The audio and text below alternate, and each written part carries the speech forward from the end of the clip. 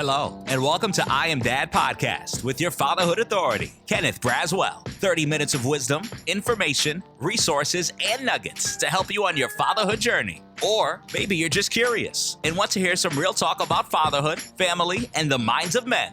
Well, guess what? We got you too. Sit back, grab your pad and pen, and maybe even bring a little something to sip on. Enjoy 30 straight minutes of fatherhood, family, and fun with the fatherhood authority, Kenneth Braswell. Welcome to I Am Dad Podcast. I'm your host, Kenneth Braswell. And do I have a special show for you today? This past week, I had the opportunity of presenting at the 3rd Annual National Returning Citizens Conference at the Potter's House in Fort Worth, Dallas. And so got a chance to meet a lot of great people in the work of reentry and working with returning citizens and responsible fatherhood in all levels of government and all levels of not-for-profits around the country, and got a chance to speak to a few of them. And in those conversations, I was able to do something that I've never done before, which is do an I Am Dad podcast live on location. And so it was my first time doing it. Got to iron out the kinks, but I was able to get in 3 interviews throughout the day. And I want to share those short interviews with you today with 3 dynamic people. The first one is Gregory Bowers, who is a graduate of the Tyro program in Fort Worth, Texas, at the Potter's House. He is part of TORI. That organization is called the Texas Offenders Reentry Initiative, and it is part of the Potter's House body of work. The second person I'm going to introduce you to is Dr. Masiska Jordan, who is a professor at Bowie State University doing some incredible stuff with returning citizens. And then the third person is going to be Chaplain Christopher Houston, who has a new book out that we're going to talk about. But sit back and relax. Short interviews, 3 of them.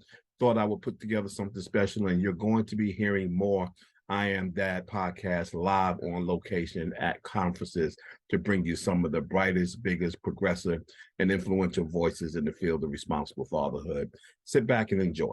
Peace. All right, welcome to I Am Dad Podcast. We're actually here at the 3rd Annual National Returning Citizens Conference at the Potter's House in Fort Worth, Texas. And my man with me today is Gregory Bowers. He is has been part of the TORI program. Want to talk a little bit about his journey throughout the TORI program and tell me a little bit about yourself. We're going to have a little conversation about returning citizens. All right, thank you. Well, my name is Gregory Bowers. I am a graduate of the TORI program. I graduated in 2012. I moved from Milwaukee, Wisconsin. And my dealings with the, I can hear myself great. Mm-hmm. My dealings with the TORI program has been very great. As you can see, I'm here now, 10 years later of my graduation. I'm still involved with them. It's just been a great deal. It's an eye-opener to a lot of situations or issues that's happening in our community that they're helping out with, man. So I'm all for it because we need the help. Okay, tell me a little bit about your personal background and how you got connected with them. Okay, well, of course, I got in trouble. I actually moved to Texas on a felony probation. Okay. Caught a felony in Wisconsin and came down here to try to do something different with my life. And upon me coming down here, you know, of course, with a felon, it's going to be hard to get jobs and stuff like that. So I attended the Potter House, and I heard about the TORI program, and I immediately signed up for it. And upon my signing up for it, man, they had these classes that just help you take a good look at yourself and what you what you want to do with yourself in the future. Go ahead. Now talk about the process of looking for help, because that's one of the biggest issues with returning citizens. It's like who to ask what. Like what helped you with understanding that? Because that is one of the biggest obstacles, like knowing who to ask and knowing what to ask. Honestly, like I say, I went to church. Okay. All right. I went to church. It wasn't anything on the street or anything at my job or anything that I seen on a flyer that was drawing me to a place like that until I went to church.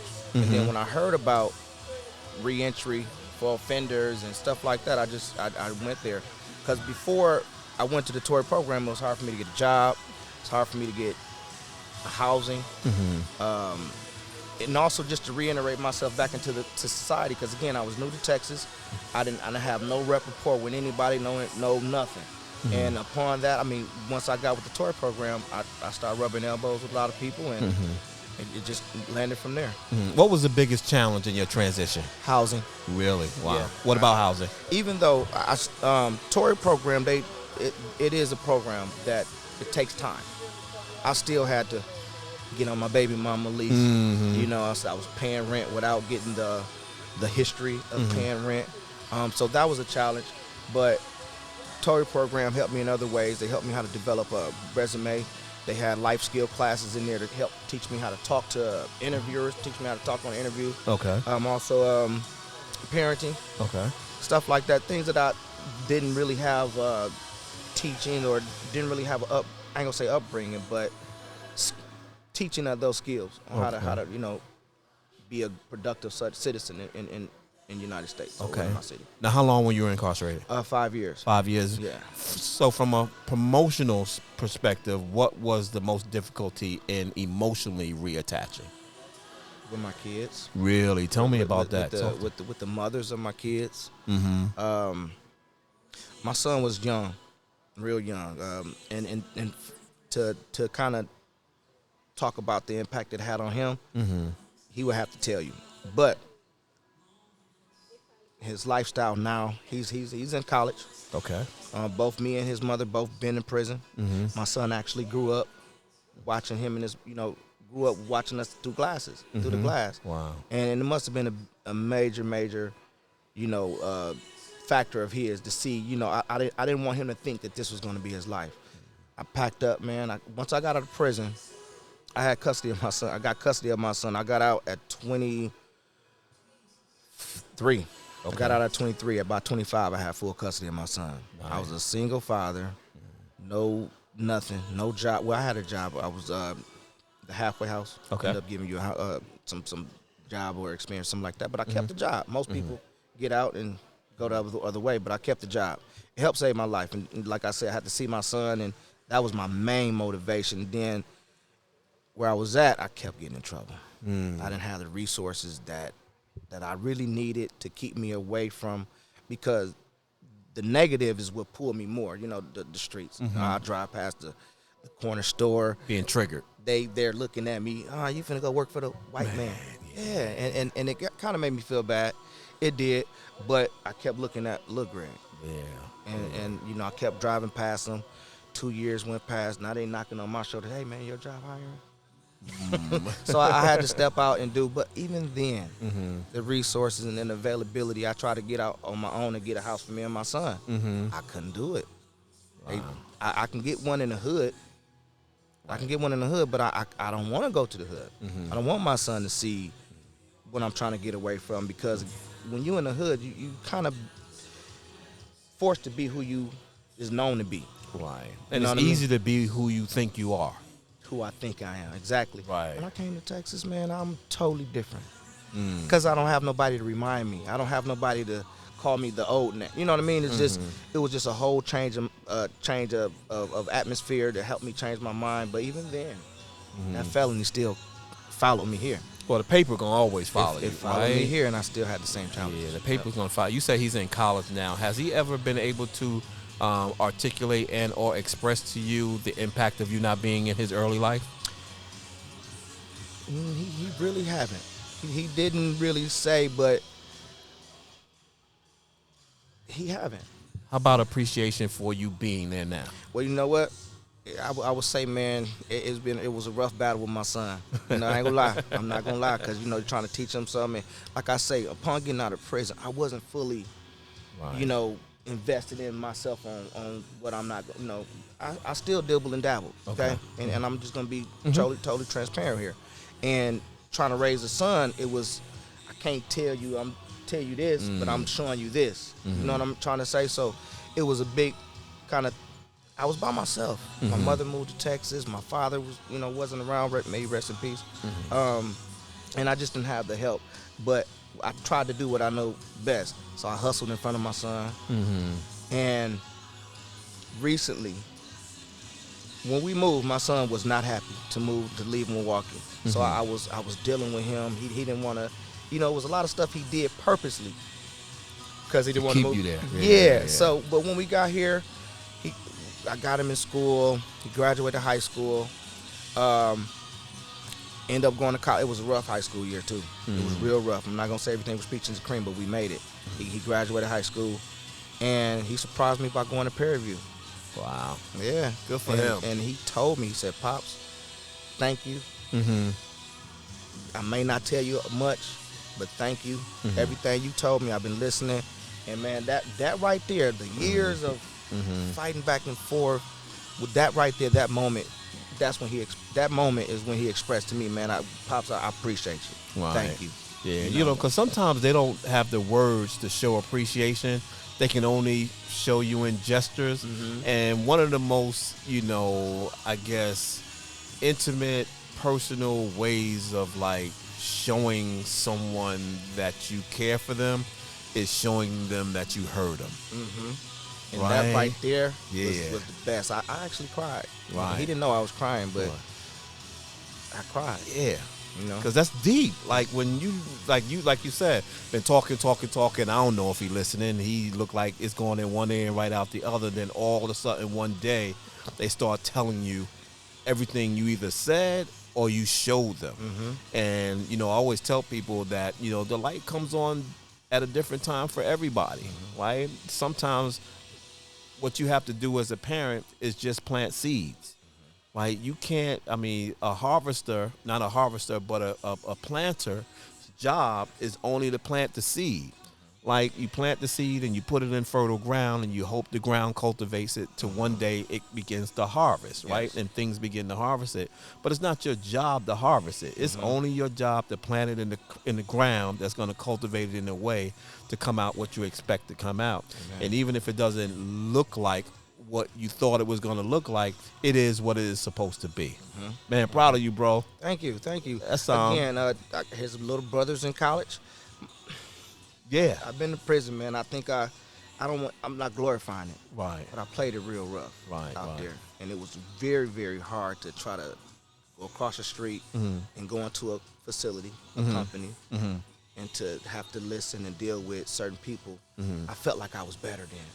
Mentally, that I knew that I was good at something, and it just wasn't resonating with me at that moment. But I'm mature, man. God has been with me. What keeps you focused now? Is it God that keeps you focused? Definitely, Yeah. definitely. That's number one for sure. Faith. But my kids definitely saved me, man. Like kept me away from, helped me make better decisions. I ain't make all the best decisions, but the decisions that I can live with. Yeah, you young, bro. Where you gonna be in 10 years? Well, hopefully I'll be doing something like this here, man, helping people to, reintegrate themselves back into the society, and also do preventative care. I want to stop it before it get there. Right.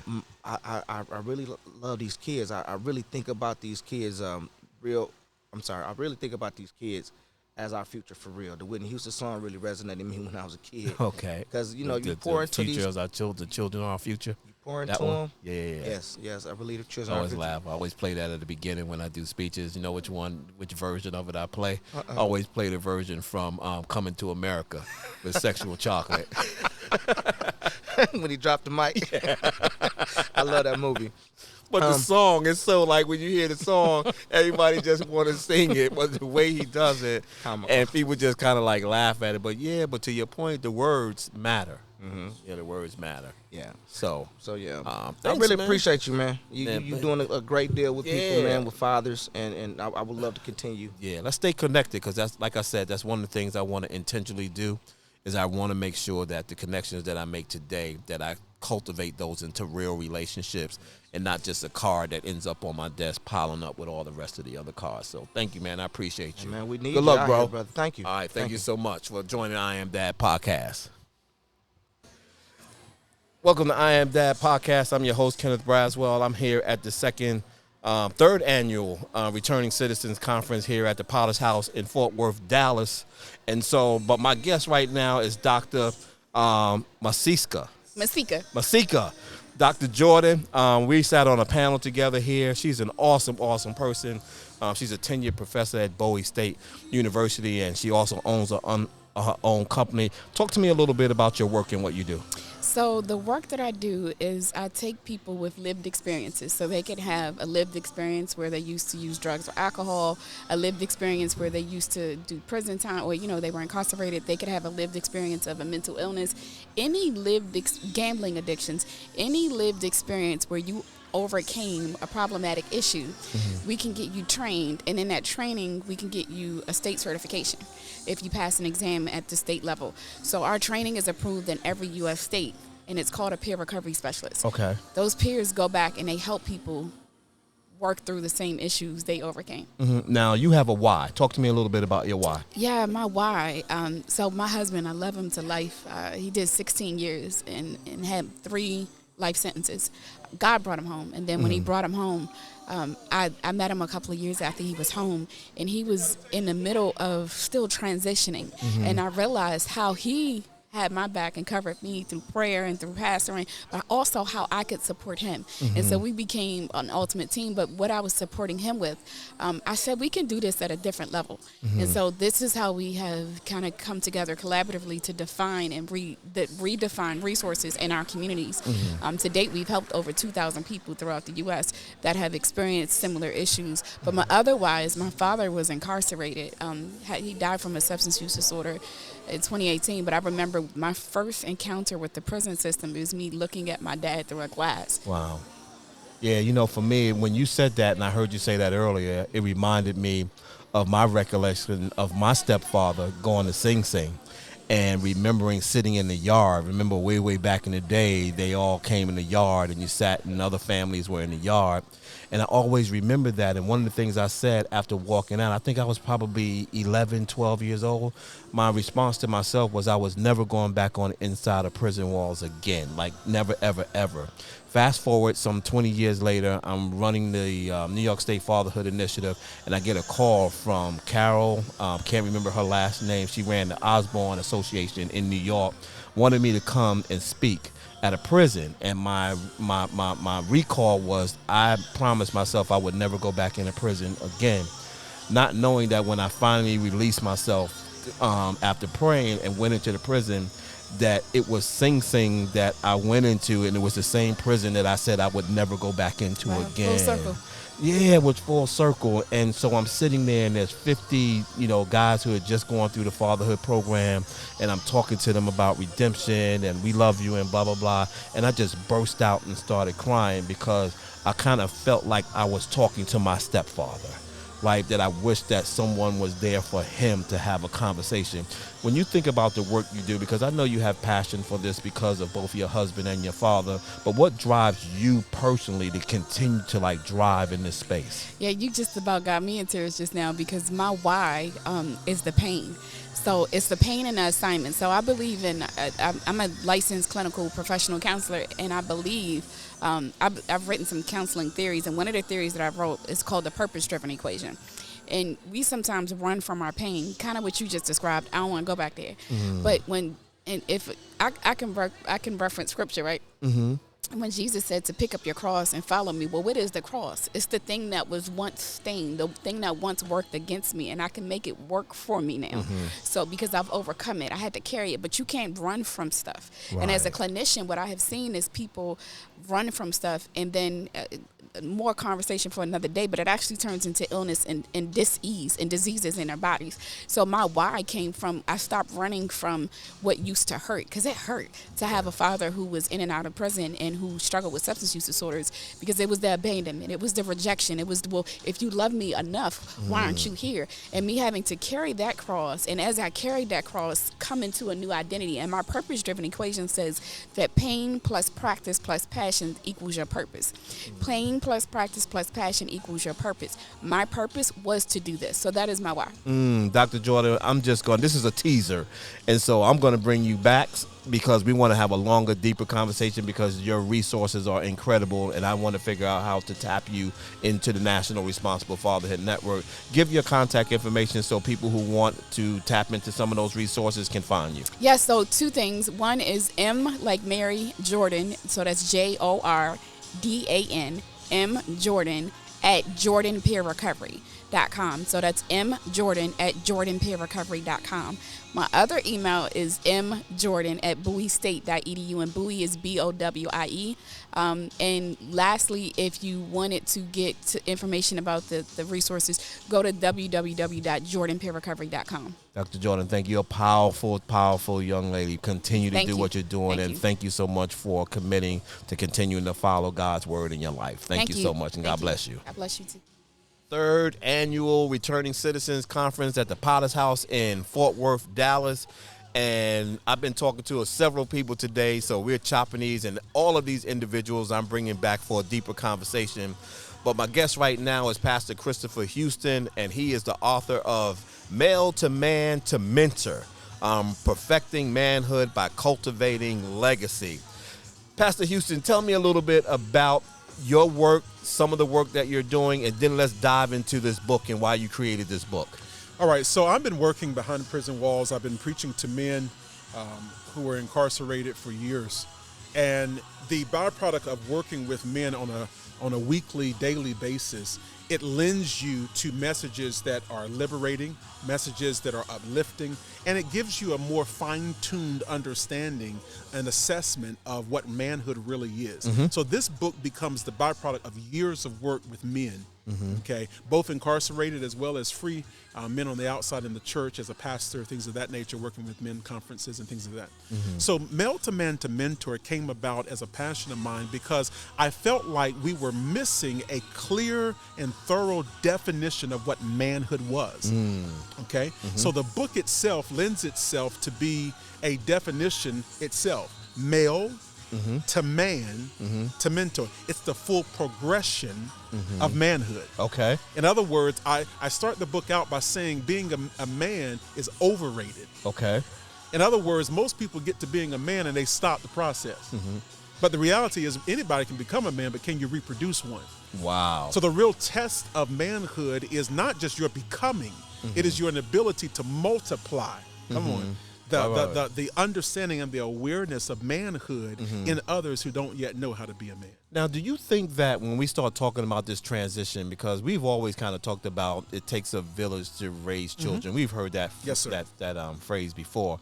That in the society today, have you seen any indicators that boys turning into men is caught up in a society of arrested development, where there are things going on in society that's not allowing our boys to easily transition into being manhood, whether that is the loss of responsibility of the community in raising our boys in that way, or the loss in the value that we believe that there is an actual rites of passage for our boys that they should be going through? Well, let me put it to you this way.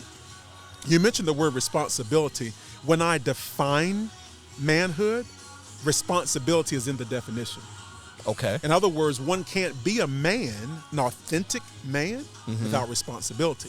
In fact, in the book, when I define it, how I define it is maleness is a freebie. We didn't do anything for that. Maleness, it just happens. And I'm just going to be a little bit graphic here. When we're 13, we all wake up the same way. Guess what? You didn't do nothing for that. Right. That's just maleness, yes, right? Absolutely. But then you have to take the seed of maleness and plant it in the soil of responsibility in order to produce the fruit of manhood. Then what is manhood? It is the conscious awareness of why I have what I have freely and how to appropriate it via responsibility. So when we talk, to answer your question, responsibility and that understanding, yes, there are obstacles. The obstacle is an ill-defined definition of manhood. Wow. Okay. Who is this book for? Who should be reading this book? It's for men. It's for women. It's for anybody who wants to understand the importance of having accurate definition of manhood and an operative model in their family. Because I have older men. Listen, this has been tested. I've done workshops. I can't, for ethical reasons, I can't sell my book behind prison walls because I am an employee of the Federal Bureau of Prisons. Absolutely. So what I did was I took the book itself and I transformed the name into Man Cave. Okay. And my Man Cave workshop has had nothing but great reviews behind prison walls. And I've had men, I'm making an ecumenical workshop. And I have men in there who are Christian men. I have men, even though the book has a lot of, it's based out of scriptural principle and things of that nature, I write it in such a way that any man from any faith can understand the definition and benefit from the definition of manhood. And I've had older men. I had men over 60 some odd years old and younger men who were in their teens go through Man Cave, and each of them come out enriched by the definition and the interaction and the engagement that I have around this topic of manhood. Wow, this is incredible, Pastor. This is Pastor Christopher Houston. His book, again, is Male to Man to Mentorship, Perfecting Manhood by Cultivating Legacy. I'm just teasing y'all today, but I'm bringing him back because this is a powerful, powerful brother. We've had some great conversation today. We're going to talk about manhood. We're going to talk about returning citizens. We're going to talk about the faith, right? Faith-based communities' responsibility in this space, which we don't talk about a lot. Yes, sir. And so closing words, lasting words. Give me something. All right, first of all, you can get the book at meletomantomentor.com. Okay, so that's where you can get the book. Let me close out with this right here. Here's the important. Why is this so important? Why is there a necessity to get to mentorship? In the book, I end up disclosing that mentorship is synonymous with discipleship. Okay. So why is it important? So let's take Abraham real quick, and I'll give you this real fast.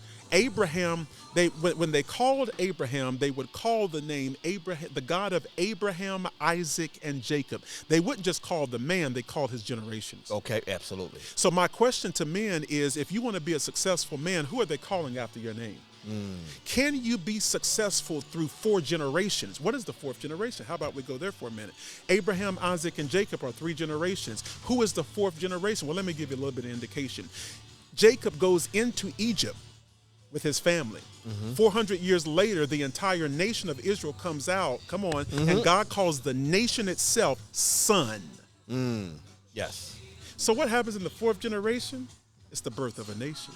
Why does the iniquity visit from the 3rd and 4th generation? Because he's trying to stop the birth of a nation. I'm trying to see men who are successful into their 4th generation, where their nation is born, where their legacy is sealed, where where what they're providing, from a manhood standpoint, didn't just get them something in their generation, but it got those after them set up for success.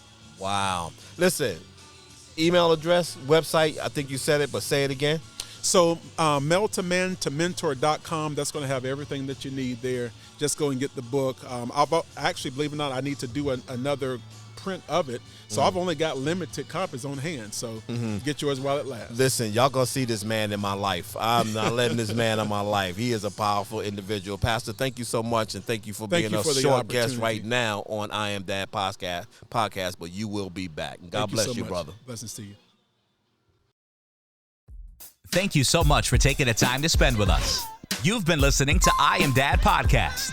We hope that you have been informed, encouraged you to think, or even inspired your heart for the love of dads. The conversation does not end here. Come back and join us next week.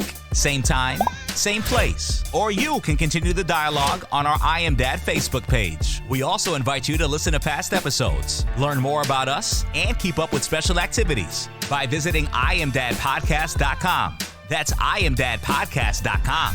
Until next time, I leave you with this reminder of manhood from 1 Corinthians chapter 13, verse 11.